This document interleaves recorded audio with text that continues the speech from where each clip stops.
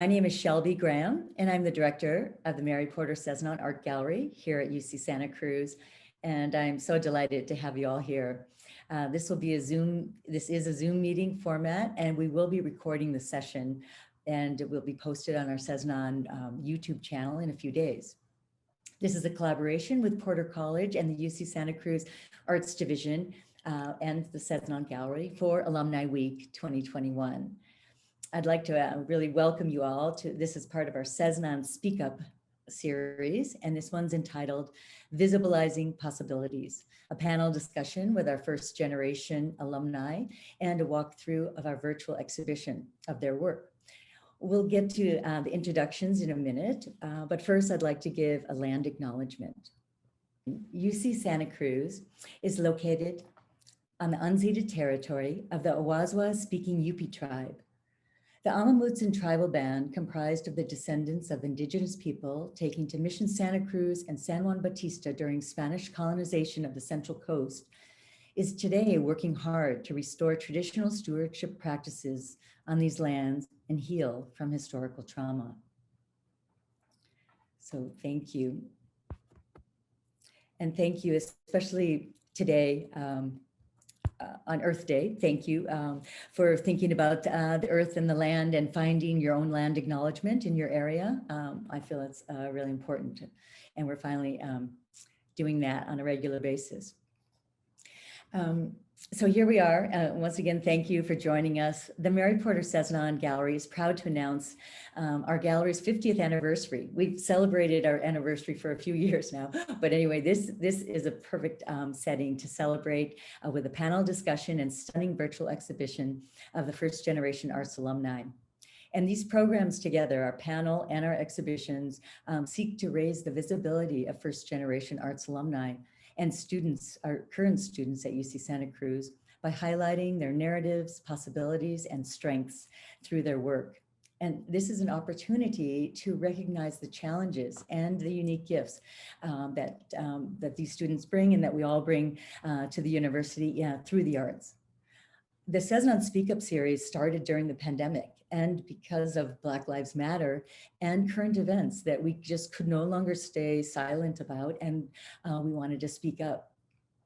So first, I'd like to thank our collaborators, obviously Porter College, and I'll introduce the Provost, Gerald Cassell, in a minute. And also the UCSC Arts Division has been so supportive of the Sesnon Gallery. I want to thank Ted Warburton, our interim Dean of the Arts, who's here today. And also thank you to my staff here at the Sesnon Gallery. Louise Leong is the Sesnon Gallery manager and tech coordinator for this event. She'll be managing the chat and all the slides, and is also one of the artists in the exhibition and on the panel. So thank you, Louise. Then I'd like to thank my assistant curator for the exhibition, and this is Chloe Honkowski. She is a Havoc History of Art and Visual Culture major here at UC Santa Cruz and part of the Claire Wedding Internship Fellowship. And she has just been delightful. We'll hear from her later. She's helped me so much. And then also our student volunteer, Zoe Lindstrom, helped with all our social media, and our current CUIP intern, Edie Troutwine, helped us as well. So now I'd like to introduce our Gerald Cassell, who is the Provost of Porter College and Associate Professor of Dance in the Department of Theater Arts here at UC Santa Cruz. His choreographic work complicates and provokes questions surrounding colonialism, collective cultural amnesia, whiteness and privilege, and the tensions between the invisible, perceived, obvious structures of power. Gerald is artistic director of the Gerald Cassell Dance and leads Dancing Around Race, which is a community-engaged social practice committed to bringing racial equality in dance and ecology. And he is a graduate of Juilliard School in New York. He holds an MFA from the University of Wisconsin-Milwaukee. So please welcome Gerald Cassell. Thank you, Shelby. Thank you all for being here. So happy to see so many familiar faces and also getting to meet first-gen alum and celebrating and highlighting your participation and experience here at UCSC. as Shelby mentioned, I am the Provost of Porter College. This is my first year. I identify as a queer, immigrant, first-generation dancer and choreographer, and it is my great honor to be here with you and to share the experiences of other first-generation alumni from UCSC, but also in particular Porter College. Porter is known as the Arts College, and when I arrived as the provost last summer, I wanted to see what was here before me, and it was so strange to arrive on a campus that was empty and then to be evacuated because of the wildfires and then to return under these COVID restrictions. And I'm very much looking forward to the future when we start to reopen more things. But one of the things I wanted to focus on was to clarify the vision of what an artistic-centered, liberal arts-leaning college could look like. And as head of the academic program at Porter, I was also in charge of the curriculum, which means, you know, looking at the core course, which is required for all incoming frosh, and I wanted to also reflect the times that we were going through with all of the undue racial reckoning that the country was going through with COVID, with all of the inequities that were being highlighted and made visible. I wanted to change the reading list and the desired goal for our students. And so we made the course to be about race and racism. It's now called Rereading Race. So it's not replacing major readings, but it's also enhancing a kind of racial equity lens to what our students are going to read. I'm also a dance faculty, as Shelby noted. I'm part of a dance program, a small but very mighty dance program. We have a lot of diverse experiences for our students. We have a dance minor and an increasing desire for a dance major. I also take students to Paris every summer. Unfortunately, we couldn't go last year. We're probably not going to go this year. But that program will be morphing into a global seminar, a kind of study abroad program between dance at UCSC and the Centre National de la Danse in Paris. I also wanted to just mention a few things that I was thinking about when I was approached to kind of invite guests for this talk.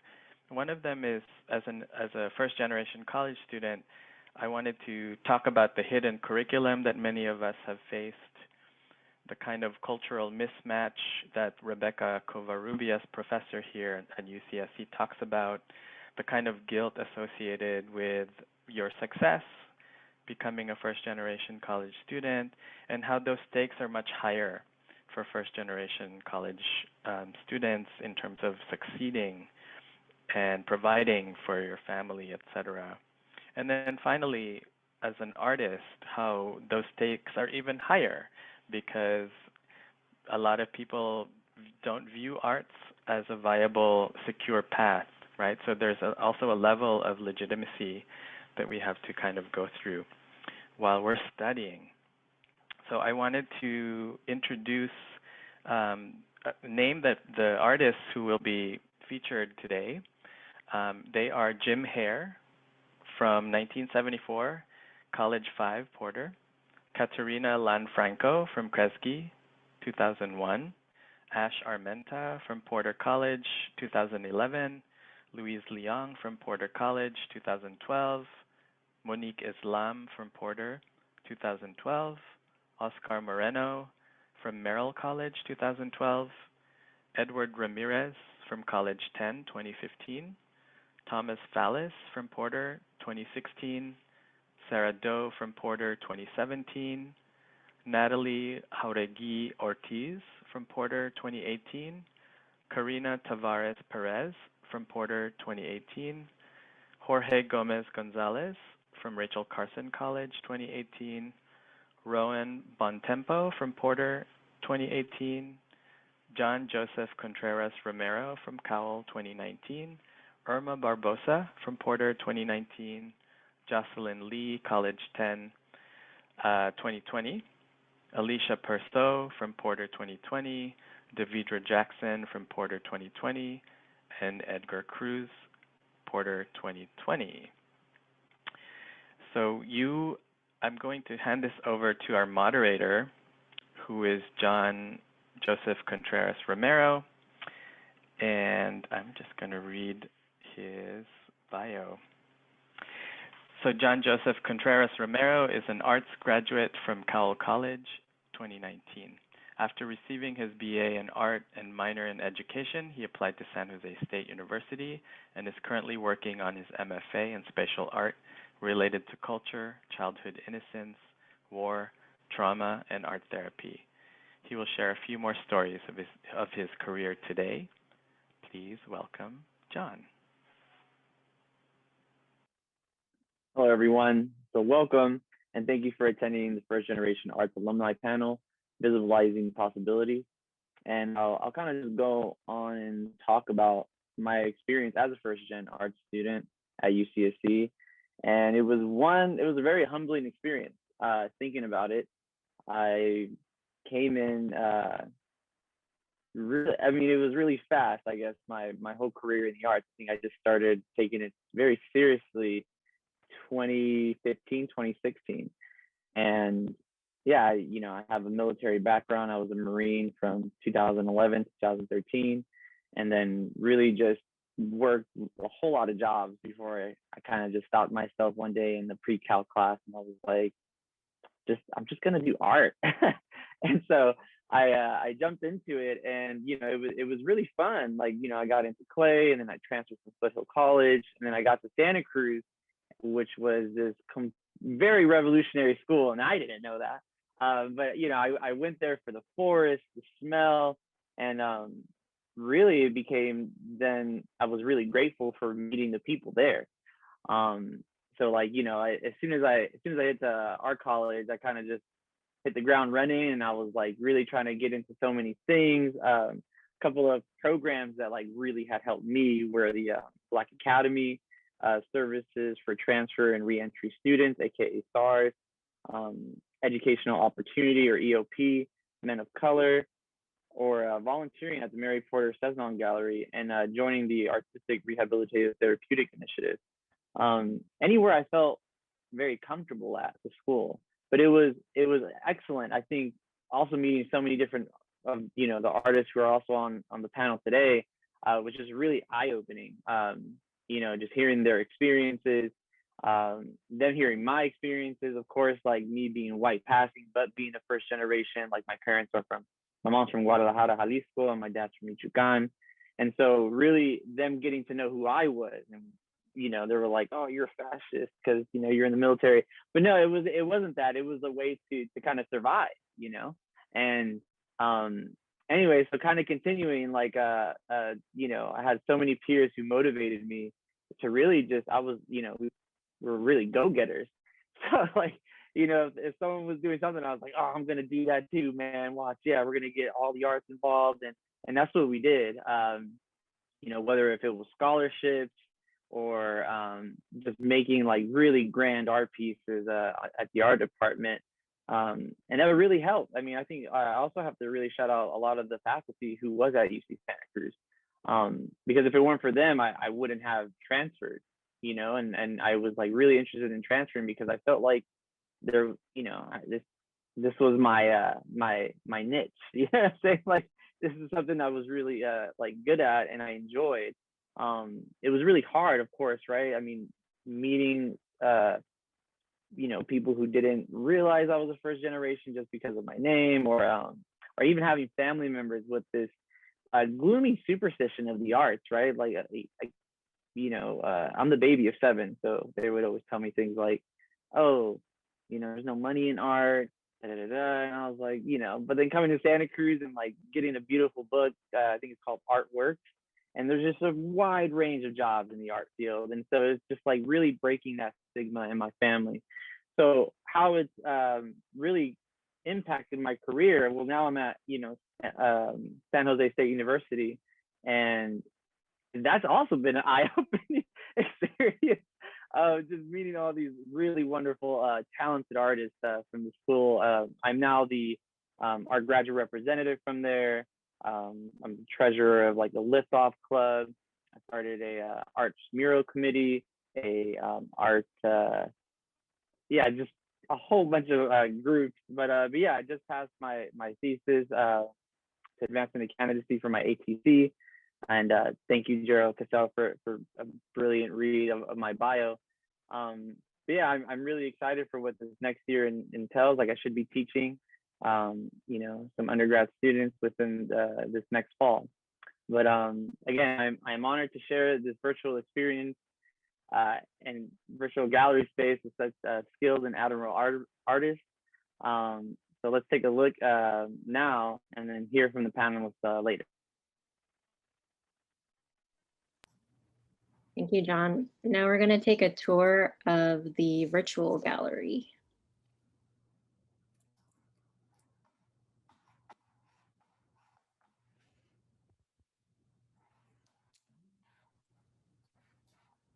Shelby? Yes. Can you hear me? Yes. Great. So here we go. The virtual gallery will launch once you click that button on our website. It will put the link in the chat, and you can see the entrance. And then you just click using the annotations like Louise is doing. Click to number 1 is the easiest way to start, and that's the outside panel, and that's one of Katerina Lanfranco's early cut paper pieces. And then you can go on to number 2, and we'll come back to these later. And then this is how we wanted to welcome people, since we have Gerald Cassell as our provost at Porter. We wanted to make a wooden floor dance scene, and maybe Gerald, you're welcome to chime in here. Sure. This is from a piece I made in 2016 called Give, with dancers Mia Schlackman and Margot Fallon on the left, and then on the right is Nicola Moore and Tamara Nelson. Very nice. So we would love to put a dance floor up front of the gallery. And so here in the virtual world, we can just do that. But, so next time you come to the Sesnon, please start dancing, and we'd love it. Then go on to the next one. So the entrance has Natalie, Jauregui, Ortiz, and Natalie was one of our interns. So really excited to have her back. She was our CYP intern. And look, we have a 3D model. And I do want to do a shout out, the 3D text panel. That is from Colleen Jennings. I forgot to thank her at the beginning. Colleen Jennings is our technical arts digital arts coordinator for the whole division, and she is fabulous. This is our 4th virtual model we've all made together, and it's just beautiful. And we can make the walls any color. So hope you like that, Natalie. And we'll come back. There's a beautiful quote on the wall. So I want you to come back to explore these, and we'll hear from Natalie in a few minutes.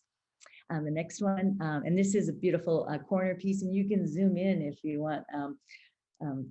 Just so we can see on the left, we have Irma Barbosa's 2 photographic pieces with a quote, and Irma couldn't make it here today, but we can come back to her piece. And then to the right, we have Louise, and Louise's piece. Actually zoom into your art there, some really beautiful paintings. And we'll have Louise speak a little later here on the panel.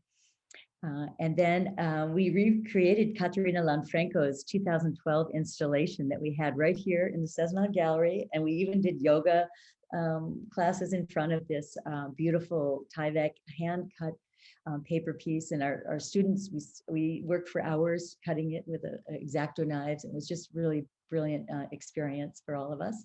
And then the next, now we have Jim Hare, and he was a Porter, College 5 at the time, graduated in 1974, and he was lucky enough to run into Angela Davis as a student and ask her, could I take your photograph? And he says he's remembered how nice she was, and she just said, sure, go ahead.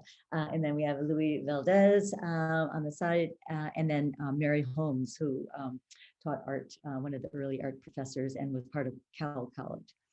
You can go to the next, and these are really fun. You can zoom into these while you're in the gallery, and we have Monique Islam here on the left. These two beautiful photographs. We'll hear from Monique today. She's here on the panel, and then to the right is Edgar Cruz, who just graduated last year and was part of our virtual exhibition. So anyway, he has experience doing the virtual, but he's also makes these huge cyanotypes, really beautiful. And then this will zoom you into this is the same room, but this is the other wall. We included two more of Natalie's pieces, just beautiful paintings. And Natalie's, I think she's in the East Coast right now, but she'll tell us more about where she's calling in from. And then the next person here is Sarah Doe, and I'm really excited to hear from Sarah Doe and Sarah's story. And then also we've included one more Katerina Lanfranco piece right next to her big installation. So thank you. And then we've added a few galleries onto our Sesnon gallery, so we can do that. And in this room we have Jocelyn Lee, who also just graduated, but has some great stories to share with us. And in this room, we have a few more 3D pieces. So you can, I think you could spin around. There's one of John Contreras' beautiful pieces. This is a piece of wood, the balloon and bat. And then to the right, you can see Oscar Moreno's handmade books on the wall, along with a quote from Oscar. So, and we are going to hear from many of these artists today, so I don't want to spend time reading the quotes. Here's one of John Contreras' pieces, and John is doing a whole series of masks, so I'd love to hear more about these COVID-inspired works. And then we have Davida Jackson, who was one of our CUIP Chancellor's undergraduate interns from 2019. And she's hopefully joining us today from Los Angeles, and she's doing some wonderful photographic work. And then over here we have Karina Tavares Perez, and from Porter 2018, and just some beautiful prints. So we will hear more in depth. She's one of our panelists here today. So I hope you like that arrangement. And then here we have Thomas Fallis's painting, and there's a sound cloud that's linked to this. And we tried to, you click on the link and it will take you to another screen. So we'll do that next time. But sometimes when you go past it, we were trying to make the sound happen, but that was a little more challenging in this context. And then on the next wall, you'll see Edward Ramirez, and he is doing fabulous photographic work, and he just won the Rydell Fellowship, and he'll be having a show coming up at the Museum of Art and History here in Santa Cruz. But that's a coveted Community Arts Award that we're really proud of Edward for getting it. Everyone wants that award. And then in this room, we have Jorge Gomez-Gonzalez, and he is joining in today from the East Coast. So I can't wait to hear his stories about his recent MFA. And so there's a beautiful quote on the wall. We'll come back to that. And then I'm hoping Ash is here today. Ash Armenta. Beautiful sculptural work, and sculptural work is the hardest to show in the 3D model, and we have a few pieces in this gallery to show you. And then on this wall we have two artists, both Alicia, let's see if I can, Alicia Persuade from Porter, and then and then this is Roan Bontempo. And I remember Roan from coming into the gallery. So it's really wonderful to see all these artists again here in the virtual space.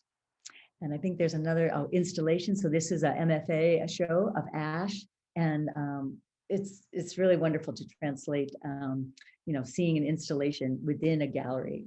I'm really excited that we could pull that off, and Colleen made a nice new skylight in our gallery, so that was beautiful. And then I think this is the last one. It pulls us back to the outside. So use the annotations. That's an easy way to navigate. Otherwise, you can use, if you're a gamer and you know how to use you could travel through the exhibition any way that you feel comfortable. Great. So let's go back to the panelists, and I'm going to hand it back to John. Amazing work, everyone, as usual for UC Santa Cruz status. So some of the questions, let me get right to them, and there was one of the first ones I had asked, and any of you can go ahead and open up, or we can popcorn it, or I can choose. But yeah, if any of you can share your thoughts reflecting on your own experience as a first-gen art student at UCSC and how that affected your career path. I can choose favorites, so I don't want to do it.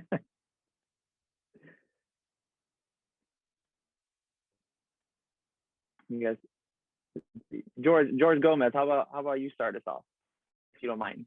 All right. Can you repeat the question? Yeah, of course. So just share any of your thoughts reflecting on your experience as a first-gen art student at UCSC and how that affected your career path currently. Yeah, so one of the great things about my family is that they've always been very supportive about me being an artist. They basically just told me, as long as you go to college, like, we'll support you. So that was really great. But when I got to UCSC, I think it was very evident that the work that I wanted to do, talking about my intersectionality as a queer, gay, Mexican individual, like, a lot of people didn't have that language. And then so like, it just got complicated, and I had to put a lot of effort into educating people around me. And I think that has helped me grow a lot as I have moved forward in my career. And I think that's something that is the reality, that I'm always going to be educating people around me, and I don't mind it. I think as long as people listen, and it just makes me like put more effort and thought into the work that I'm doing. Yeah, should I pass it along? I'm gonna pass it to Natalie.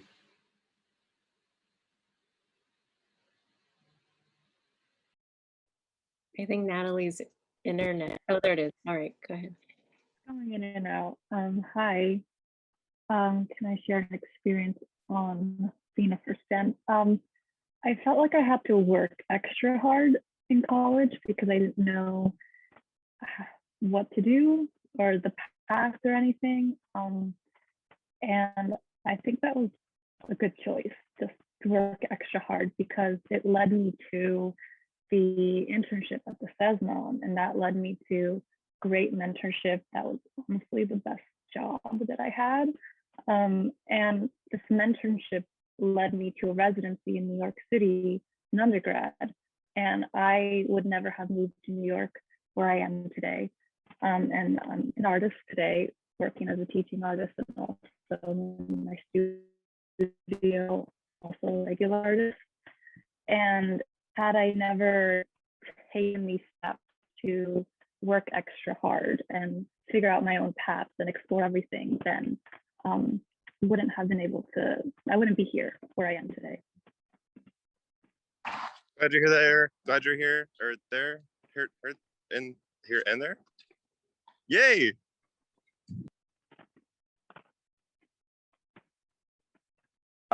Apologize, Thomas.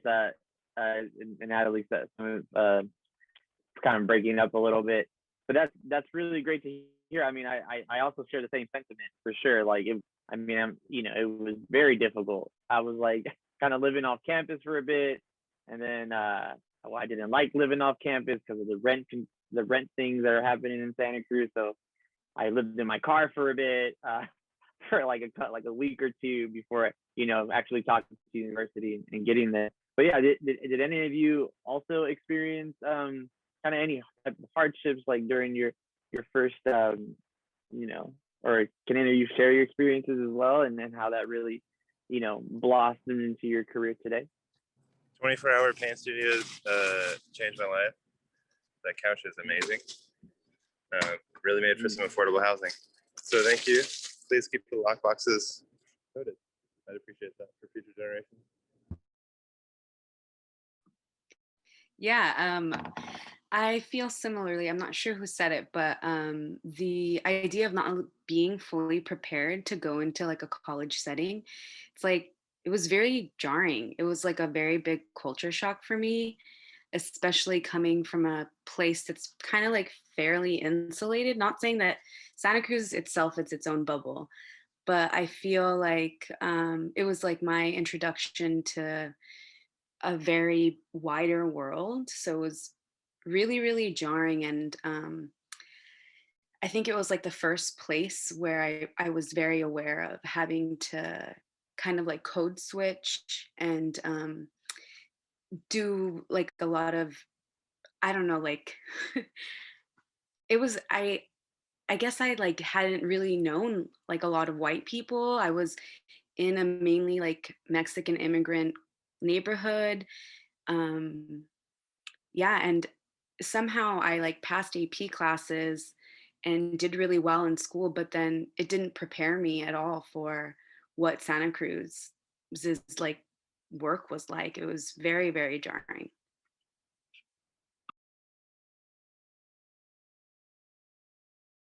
No, absolutely. Yeah, I mean, yeah, I agree. It was really interesting seeing how the town was different. You know, like the base of town was different from actual like the culture up on the hill, and it was like I was like, oh man, like my girlfriend, she's white, and it was really interesting. Like I was like, Michelle, like you don't see anyone, like you don't see people staring at us right now, just being out in town, and I'd be like, this is, do they know me, like anyways, yeah, no, so yeah, and if any of you else want to share any thoughts, like can you reflect, I guess, just back to you, Monique, if like how did that prepare you kind of like in your career? How did that kind of traject your career then, and yeah, and just your experience in the art, on the art hill at Santa Cruz?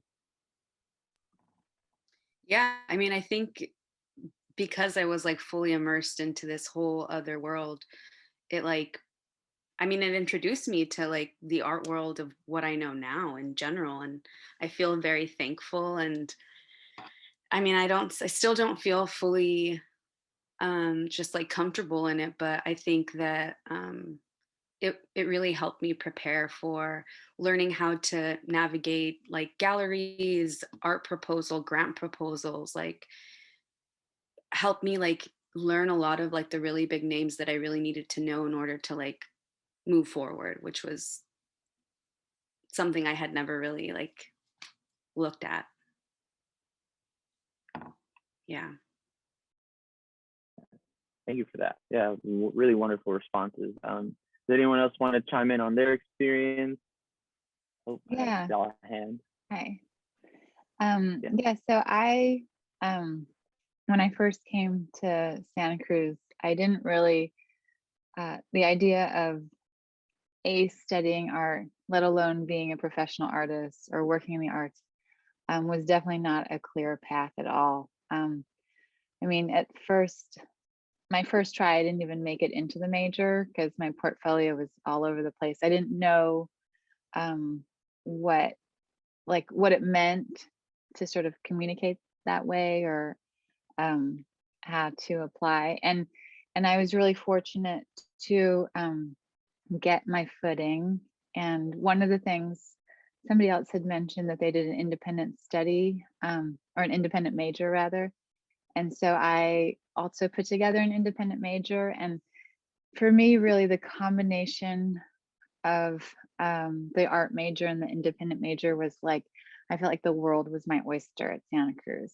You know, I studied with people in history of consciousness and art history, art theory, in anthropology, and it was just incredible. I mean, I had just really top level role models on my committee for it. And I remember one time I asked Professor Jennifer Gonzalez, I said, Jennifer, you've given me so much mentorship. Like, how am I ever going to repay this? Like, I felt so indebted to her generosity and her guidance. And she said, oh, you're going to pass it on, like, bring it forward, And that was a really, and it's happened. I mean, I graduated a lot longer than many people on the panel, and I've had a chance to pass that on. But I think that broad understanding of how art relates to culture, which I think is a very contemporary reality, was really sort of early explored in Santa Cruz. Whereas I think a lot of other art departments and art programs get a little more kind of, hermetic in terms of how art is taught. So I really appreciated that. Yeah, I'll share something. So helping with the Sesnon organize this exhibition and reading through everyone's narratives actually encouraged me to participate in this exhibition. So I was a UC Santa Cruz art major and education minor, and also a first generation college student, but it wasn't like a strong identification for me. I have older siblings, but they're much older. They went to college. And I think maybe the age gap also contributed to the feeling of like, oh, I guess I'm just figuring this out on my own. And also because I'm the youngest, my mom didn't really like hover over my academic studies nearly as much as she did to my older siblings. And my family has always been really supportive of my creativity, but I did kind of feel like, oh, wow, you're really going to let me do this. So I guess I have to figure out how to do it.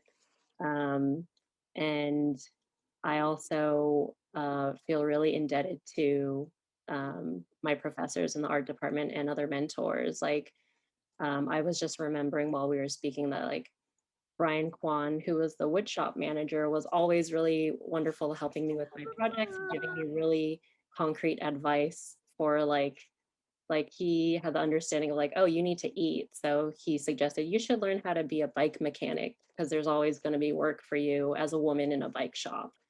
And even though that's like not related to art, like those are kind of the things that I'm like, oh yeah, someone's being real with me and knowing that like I need to eat, I need to work and all these things. So I kind of made my path through college, and then following college, I continued working in creative fields and still kind of was like, am I doing this? Am I doing this? Like in the interim between my jobs, I had a portfolio review in New York for illustration, and it was a terrible review. And I remember having this feeling of like, oh, I don't know what I'm doing, so I better just not pursue that. Maybe I'll just do whatever I enjoy.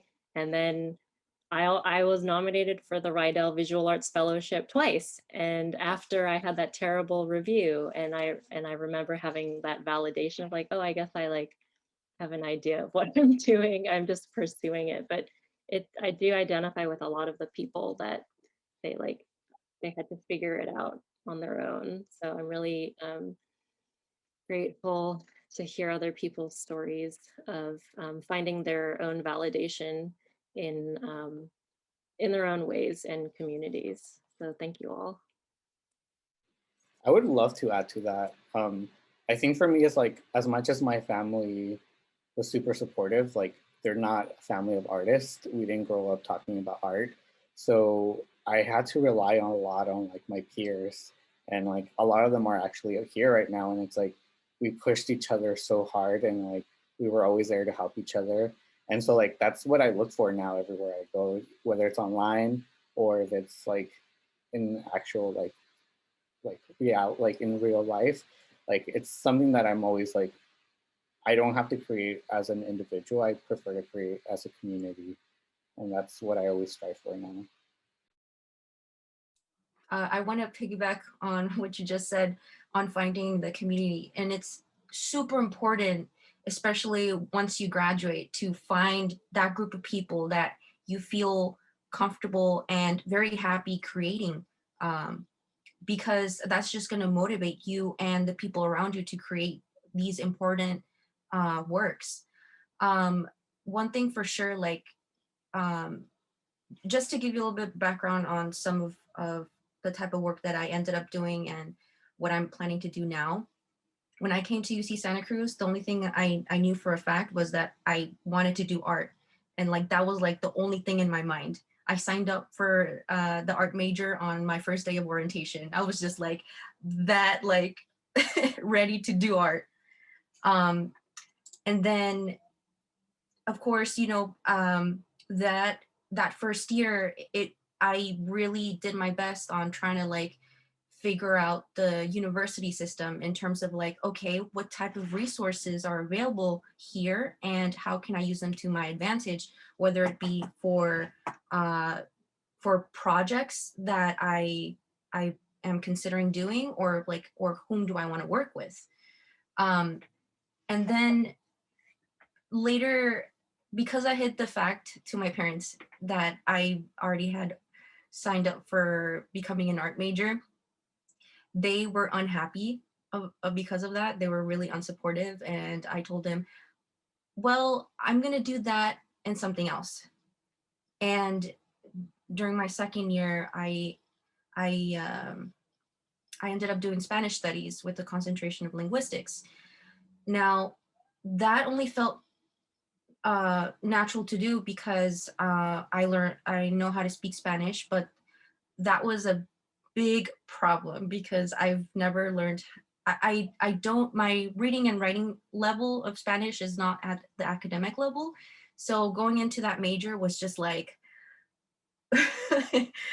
God, like, what was I thinking? But I don't regret it. It was a big obstacle, but it was like, the classmates and teachers that I had were amazing. But what was interesting that ended up happening was that because I was trying to combine classes, because I was a double major, being as efficient as I could, I was trying to combine classes. And a lot of the subjects that I ended up, a lot of the projects that I did for my Spanish studies class, they ended up overlapping with my art projects. And it got to the point where, like, even till now, I'm still overlapping both subjects. And I don't think that would have been possible if I wouldn't have allowed myself to kind of mix in different disciplines. Both from the Spanish studies major was a combination of the literature, Spanish literature, from all over Latin America and also Spain, but also like the phonology and the sound, that really forced me to think about the ways that I could potentially create projects and also how to share them, because I don't know, that, and on top of figuring out what resources were on campus, were a big major, I think it was like an important thing that I felt like I invested. One of my goals as an alumni now is trying to bring in more resources to, you know, like passing down what I have now to current students. And a way that I'm able to do that is that because of the connections that I made in Santa Cruz, I had continued to foster them. So, for example, one of the last summer session that I had, it was with Jamin, the Mokohanga in Japan. God, that was like that was like the best class ever that I had. It was the last and the best. That wonderful memory that I have from UC Santa Cruz. So that program was only feasible because there were a lot of interest from students, one of them being me, telling Jameen that we want this to happen, this printmaking program to happen in Japan. And in 2018, our group was the first to go. And one of the many places that we ended up going to, of course, was a papermaking papermaking mill. And the person there interpreting, she was like the only Japanese person who was interpreting between us and the paper maker master. And I remember that I wanted to continue, I wanted to learn more about that process, but the big problem there was the language barrier, and the only link to that would be her. So I'm like, okay, what do I need to do in order to continue having this connection? Like, what possible projects can I potentially create with this group? After our summer session, I told I forgot which group, but I told the group to kind of to do like a little thank you note, like a wood block carved thank you note to them. And because of that, we ended up continuing just like checking in, or like, what are you up to? And like, oh, this paper is like, then later that led to like her recommending me the type of papers for such projects that I had in mind. Okay, that was in 2018. Fast forward now, I've still continued to talk to her, and somewhere in the middle of that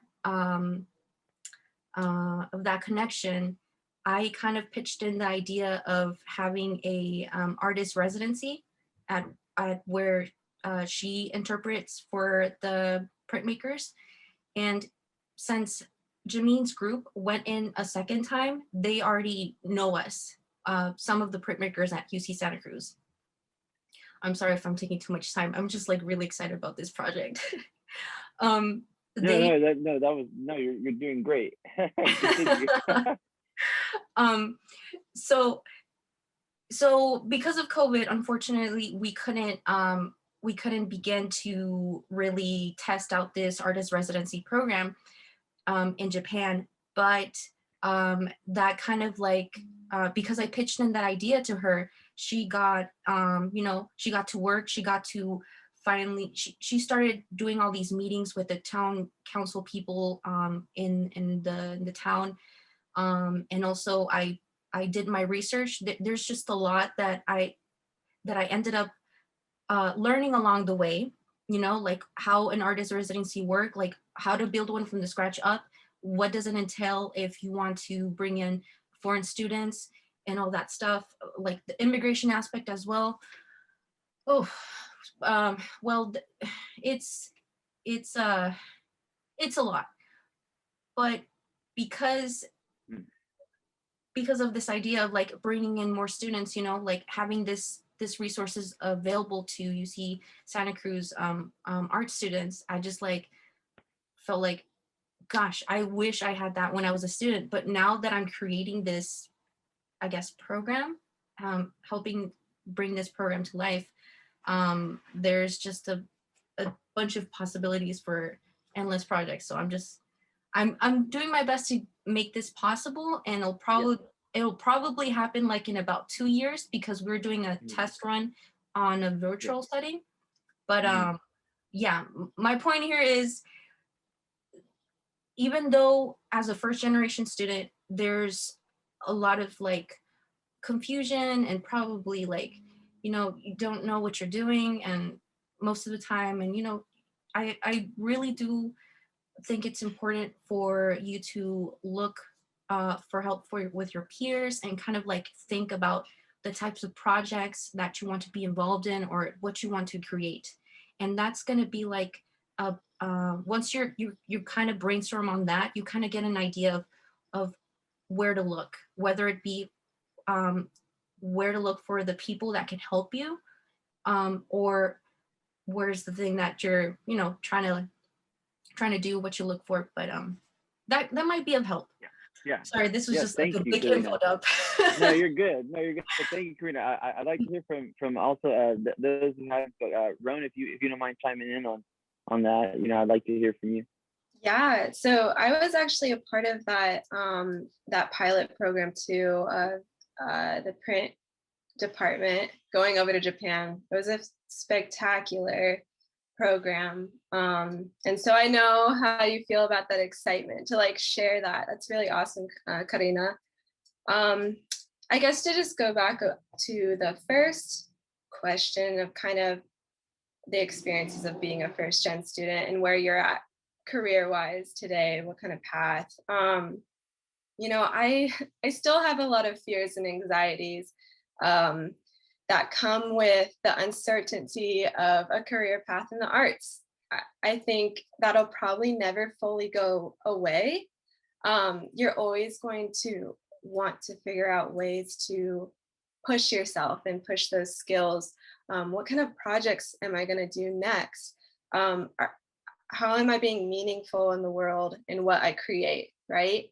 And I think we've all faced that degree of people saying it's not legitimate. It's not a legitimate career path. I know for myself, I double majored in business and art at my time during UCSC, and that, the business side, I felt very split between those departments. Like I really wanted to spend so much time creating work with such talented peers, great resources, and I had to be elsewhere too. Like, not to bore you with accounting, just studying for those more technical, that technical major. But I also, when I was in school, immersed in the arts program,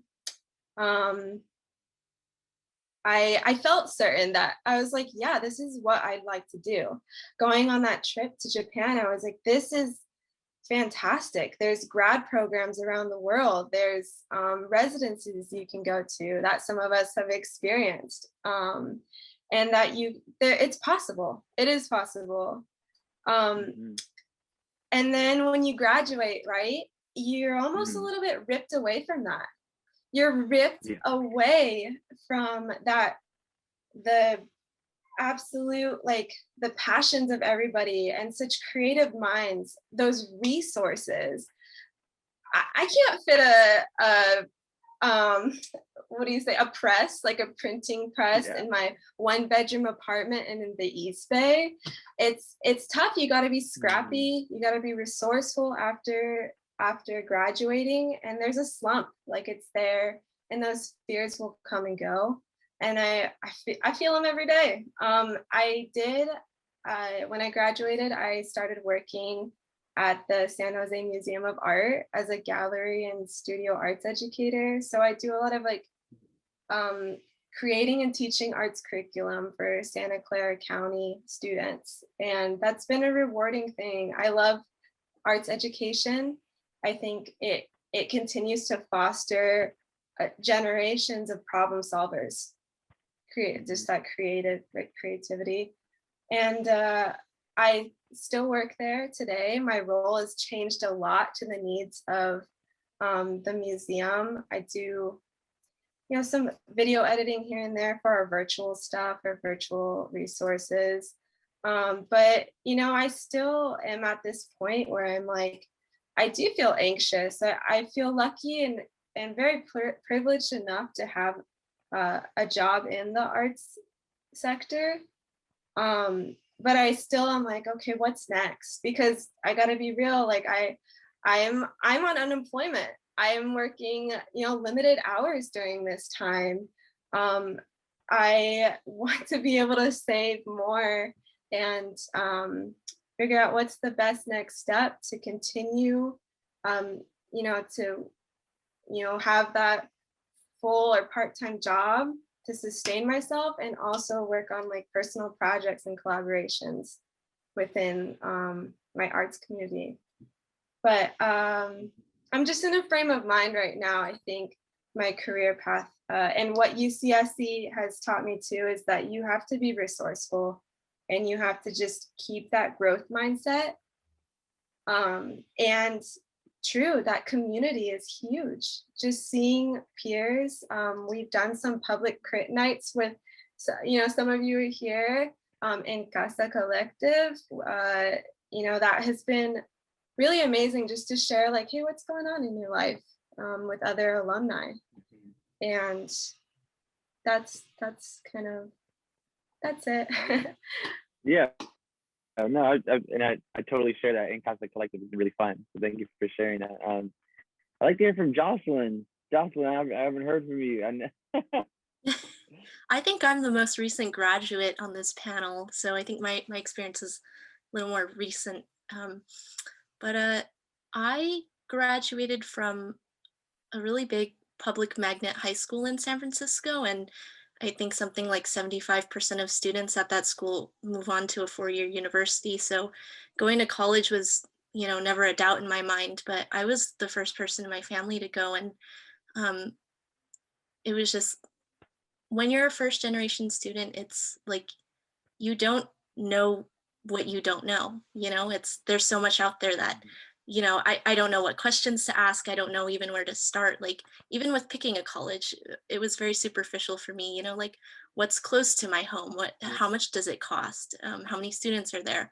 And I just didn't have my parents or an older sibling to lean on to, kind of guide me through that, or what do I pack to bring? But I think also not knowing things kind of, I was hungry when I got here. I wanted to do everything. I wanted to know everything. And I was just always asking questions, kind of to the annoyance of my professors. But I mean, what's the worst they can say? It's, no, and then you move on. But would you consider those like, I'm sorry, would you consider those like invisible barriers, like just as a first generation students, and like also like just visualizing that equity within the, within the campus as a whole? Yeah, absolutely. Just, I didn't know what I didn't know. And it was hard to kind of put myself out there and find the resources to get me going.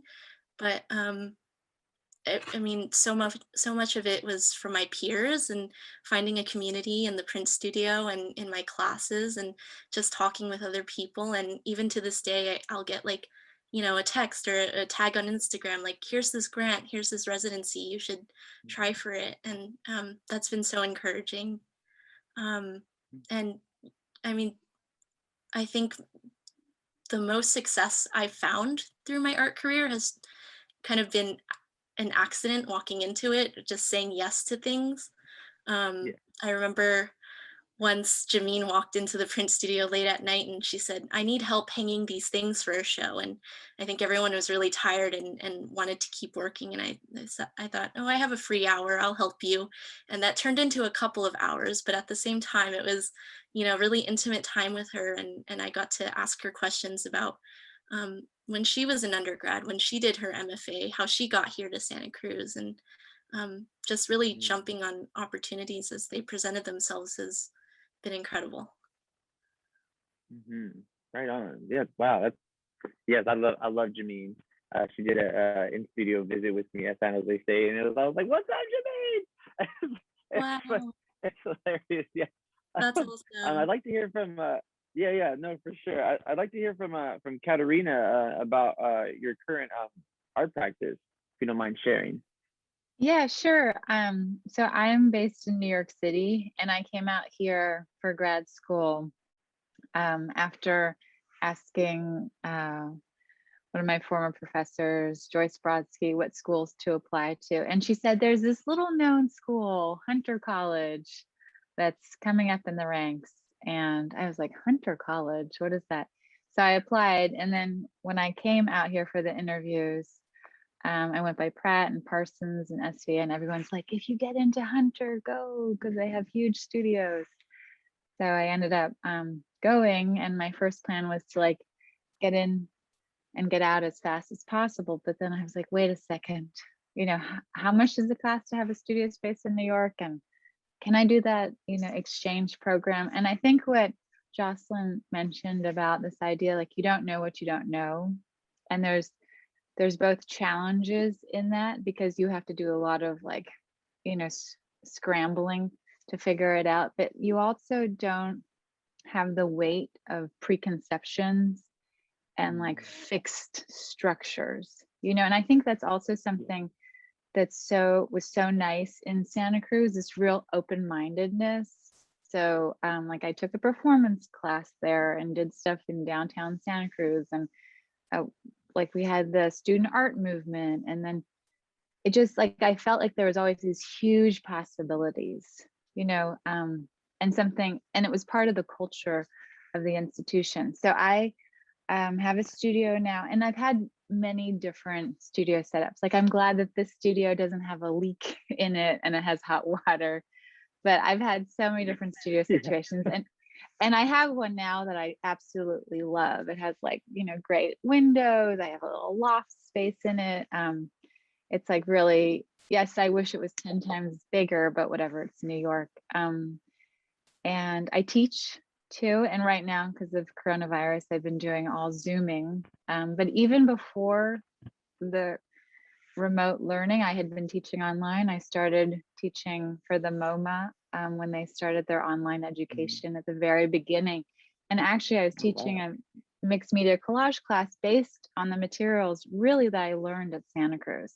It's like a direct, you know, channeling of what I learned specifically with Don Fritz and his mixed media class. And so, yeah, I did some other online teaching for the Art Institute of Pittsburgh online, which is now that everything's online, that seems really ancient. But I'm at Parsons Hunter, and I was doing a little bit of work at Fordham this year too, covering a colleague who had to take care of a ailing spouse. But Parsons is great. I just taught a class yesterday, and I was teaching like the visual semiotics that I'd learned in Jennifer Gonzalez's class in the art history department. And so to sort of, you know, really integrate it into my own work, and then also to teach it so that like another, you know, cohort can move on. But in Santa Cruz, that's where I started my teaching. I taught with an arts outreach program that was based in Porter College. I was teaching somehow, I remember at the San Jose Museum as well, doing something. And then I taught, there was a summer program for children of immigrant farmers there. So it was just like the range, and also a bunch of TA ships.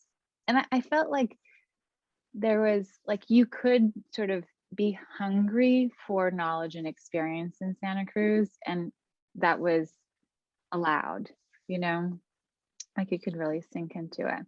So it's interesting because the work that's up in the show right now, I didn't know, Shelby, that you were going to do the land acknowledgement in the beginning. And I think that that's really fantastic. And it's a really nice ritual to sort of acknowledge the space.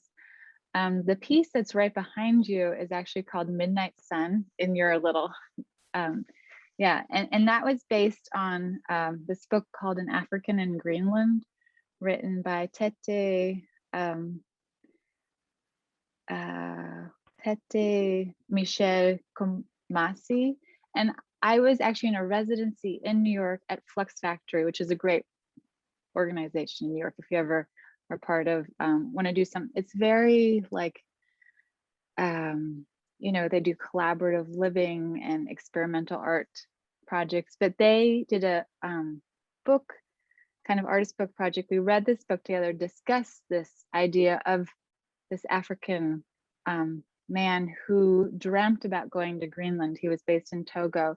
And then in the end of the project, we actually met him, we hosted him here, but that cutout piece is an iceberg. So it's kind of about his, yeah, coming to the end of his journey of seeking this sort of, you know, it's like the reverse of Joseph Conrad's Heart of Darkness. You know, it's like going to the furthest northern part on, you know, kind of habitable earth.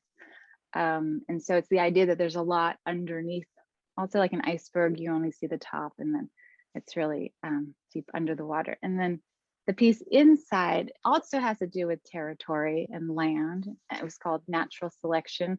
And it was right after I'd been in Japan on a residency for 6 months through the NEA, US Japan Friendship Commission. I highly recommend it. I went there and studied traditional arts and crafts for 6 months, mainly in Kyoto.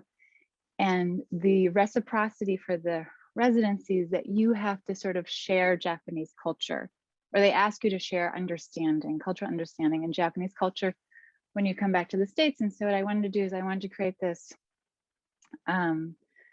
forest of both sort of native Japanese trees and native West Coast California trees that cohabitated with symbols from both cultures, with this idea of what is considered native, what is considered like part of the land. And I was thinking, it came through to some degree, but I was really impressed in Santa Cruz with the breadth of education, learning about the Japanese internment camps, and learning about kind of more complicated politics, of the environment. And so that work is about seeing nature as a metaphor for cultural understanding and relationships. So, the residency is the absolutely.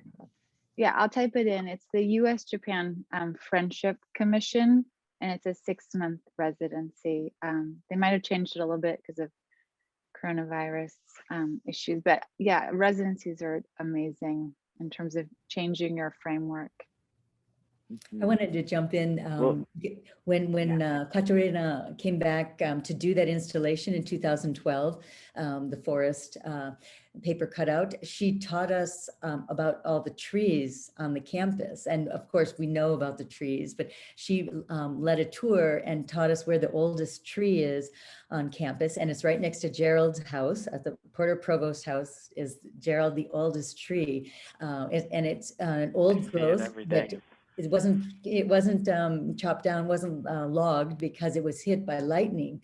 So it was kind of cool that the lightning saved the tree. But Katerina taught us that, and we didn't, I'd been here forever and never knew that. So thank you, Katerina.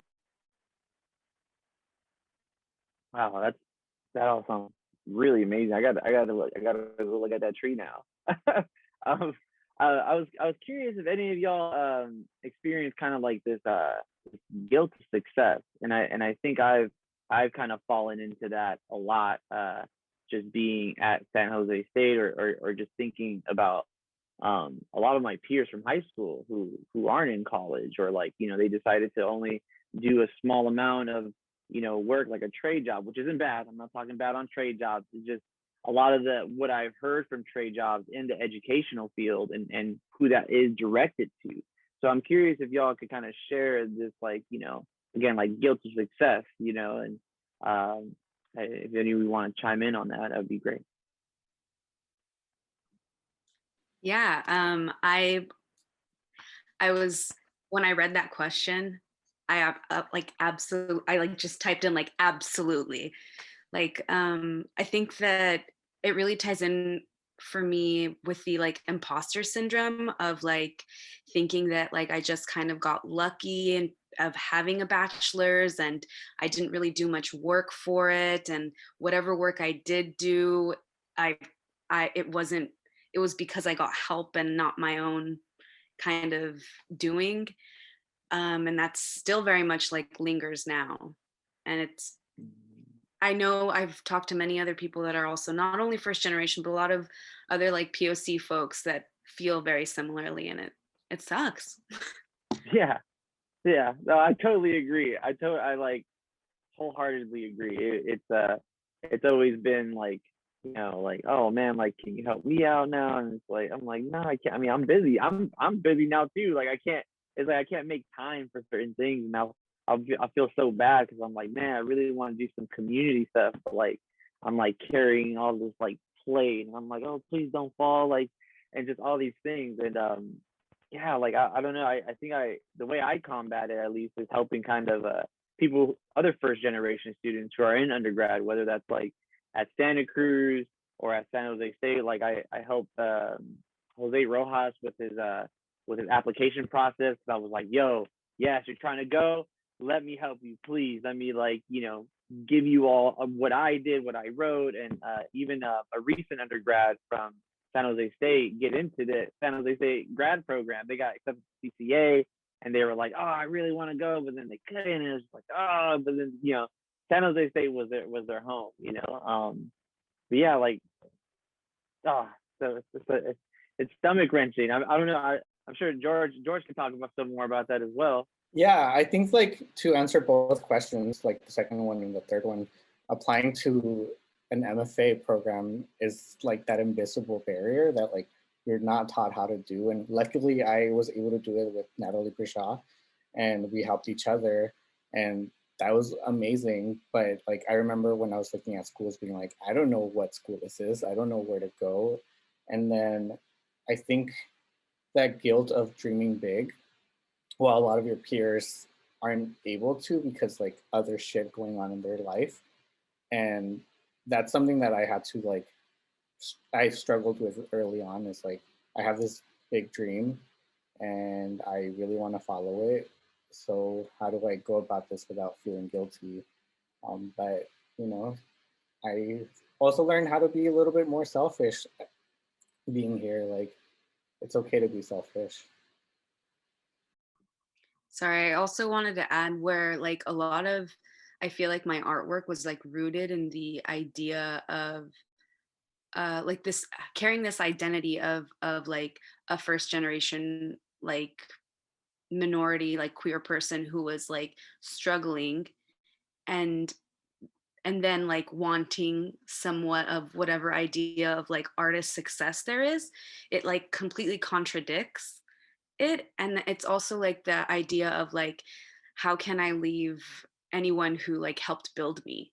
And I feel like it's always this kind of like push and pull kind of thing with it. And yeah. I can totally relate to that right now. Like, I started making work about having fun, and I feel guilty for not doing something that is like so extreme. Like, it's about my struggle and blah blah. And it's like, no, I want to be able to like just have fun, and it's weird. It's a weird guilt.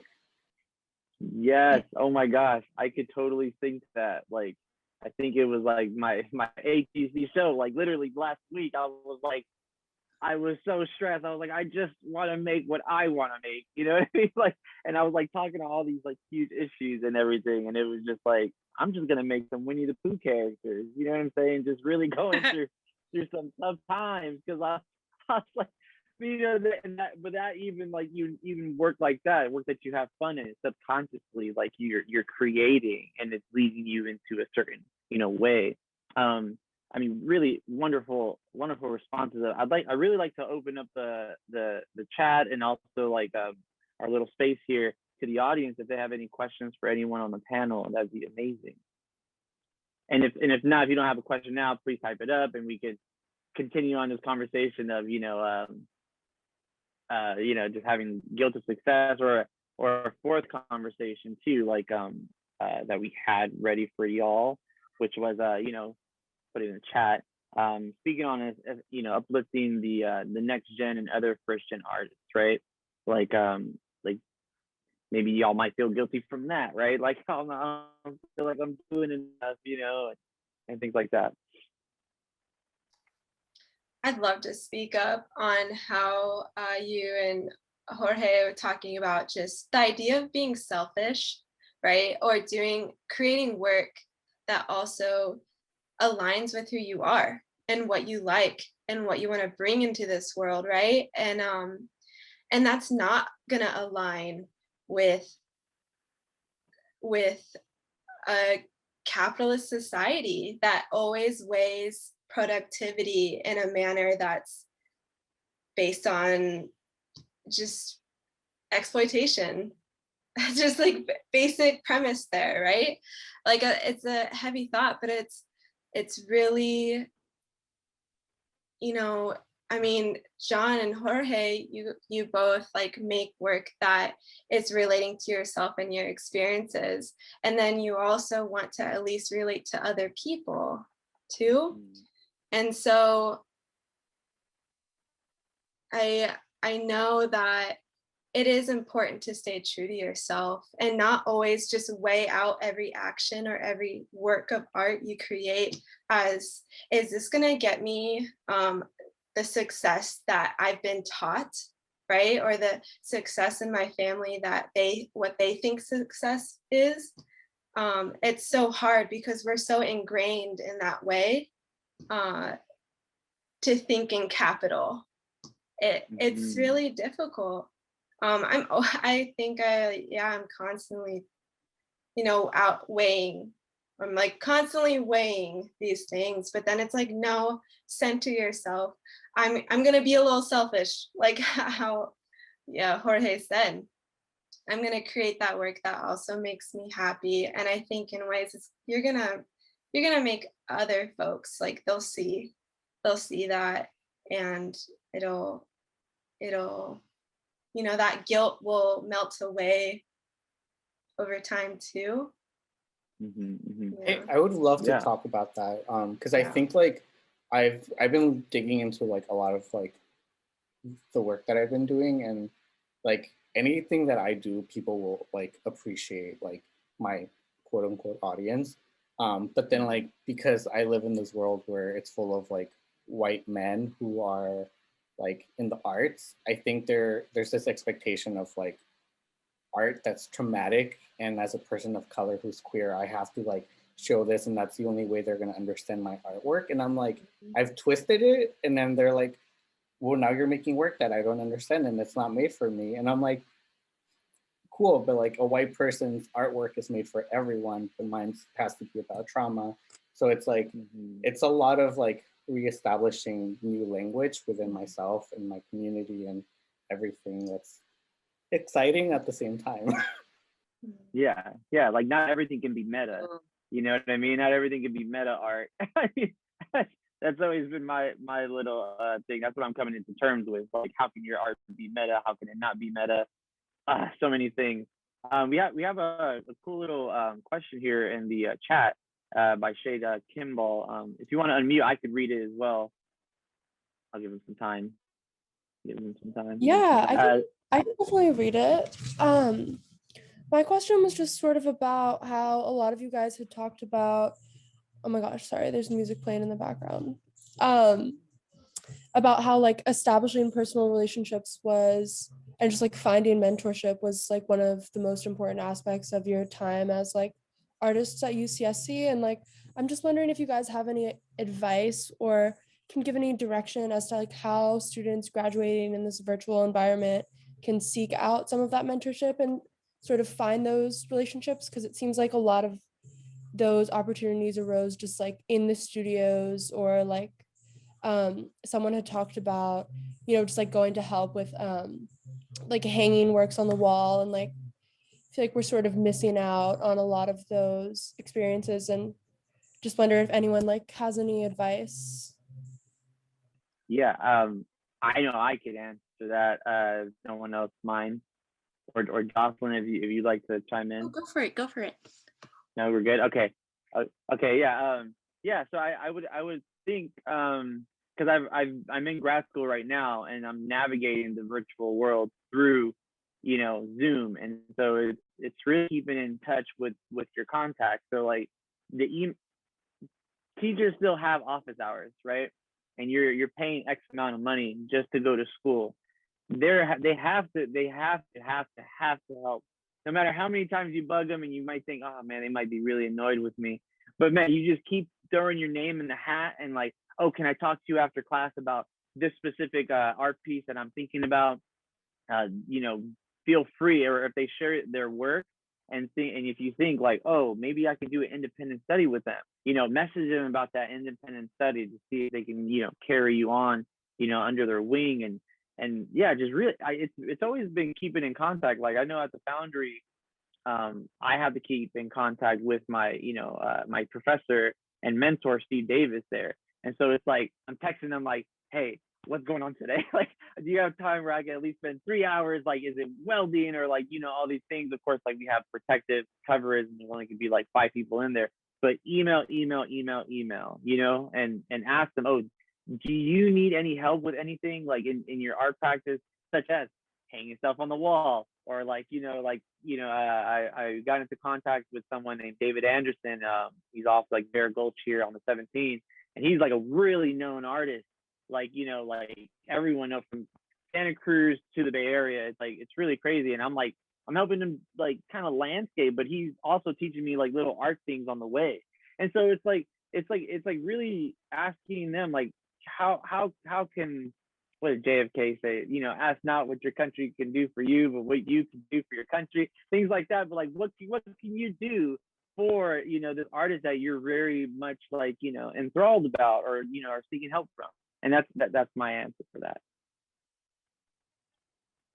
Yeah, I did my last quarter online at UC Santa Cruz, and I noticed like a lot of in classes, I mean, a lot of students would just kind of keep your camera off, and I think professors are kind of feeling as down about online classes as much as we are. So just if you show up, I mean, if you feel comfortable, leaving your camera on and really um, communicating like you want to be here, you are here to listen to what they have to say, and just picking something out, whether they talk about their own art practice or they mention an artist or something sparks an idea for yourself. Just take that little seed and bring it to them, whether it's in an email or office hours, and just try to use something to start a conversation with them and see where that takes you. I totally agree with that. As a TA right now, like last week, my class only had like 3 people with their camera on, and I was like, y'all, what's wrong? Like, I know it's like a Friday, but like, and it makes it easier when you have your camera on. Also right now, it's a really amazing time for you to reach out to any artist, because people have so much downtime and people want to talk to you. People want to talk to anyone. So like, take advantage of it. Yeah, I would say like this sort of the exhibition that Shelby and Louise and Chloe put together, the fact that you're able to put extra rooms in the space is kind of a metaphor for the beautiful possibilities of people getting comfortable with digital space, with virtual space. Yeah, you don't have the accidental meeting, but you also have this cross distances, time zone meeting, which is amazing. And so I would recommend definitely what John said about reaching out, looking for the resources that are available while you're in school, because as a student, it's a very different status than as a non-student when it comes to access to, high level professionals, independent studies, residencies, training. I mean, I don't know how the work study situation is going, but all that stuff, like just finding out what there is that's going on. And it seems like, for instance, Shelby has figured out a really good way to have people come together and work and use the space, regardless of the virtual aspect. The other thing I wanted to suggest is that collaborations are happening in a different way now. So I'm working on this male art collaboration that's being sold for this artist, like women's artist group that I'm part of, where it's going to benefit like some organization that they've selected. So I was just working on that today, but it's like another person I know is working with 10 artists and shipping paintings to all 10 artists to create some sort of collaborative experience, which was definitely a response to the pandemic experience. And I also, one of the things that I do as a way to give back is and because of the legacy of studying visual theory and museum studies, that I created an an art space called Rhombus Space, and I had it actually as a 3-dimensional space you could visit and buy work and show work and whatever. There was write-ups and stuff, and it really helped a lot of my peers sort of launch their next steps in their career, which was a fantastic kind of thing to be a part of. But now I'm doing a series of online shows, and what I've done is it's each season, so there's a spring, summer, fall, winter show. I'm inviting 4 artists. Each of those 4 artists invites another artist, and so it's this kind of like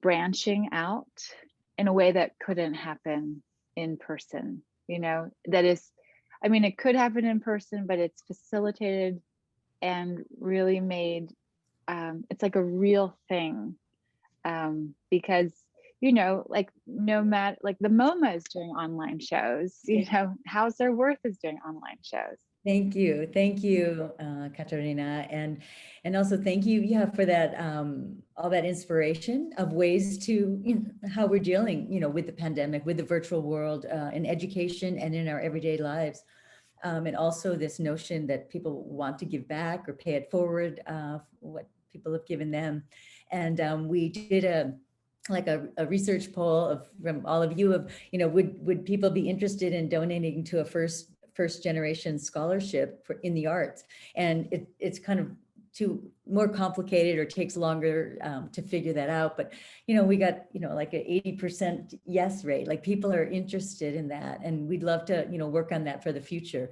of how can we, you know, help or provide more resources for first gen students, and also encourage people to, you know, make community and all these things you mentioned. I mean, it's really a wonderful kind of playbook.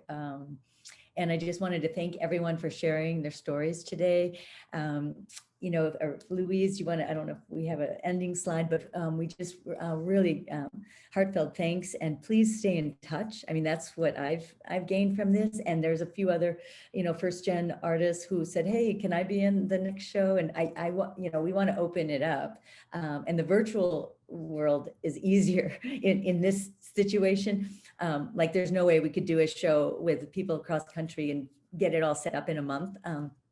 So maybe the virtual component of some aspects of our lives and our practice will continue. And then of course, we all can't wait until we can be together, right? And go to an event. So I just want to wish you well on your journey. And it's just been lovely, and share the link, the website. This virtual exhibition will be up forever. And here it is. And thank you, Katerina, for telling us that the story of what's behind, what's underneath the surface. And thank you, John Contreras, Romero, for, you know, moderating, and thank all of you, and thank you, Porter College, Gerald Cassell. I could go on and on. So I really just want to thank you all. And thank you, again. Shelby. Thank you, everyone. Thank you, everyone. You can visit the First Generation Arts Alumni exhibition at art.ucsc.edu/Sesnon in the virtual space. And there's also a detailed view by image only. So please, everyone, keep in touch. You can email us at sesnon@ucsc.edu. Thank you.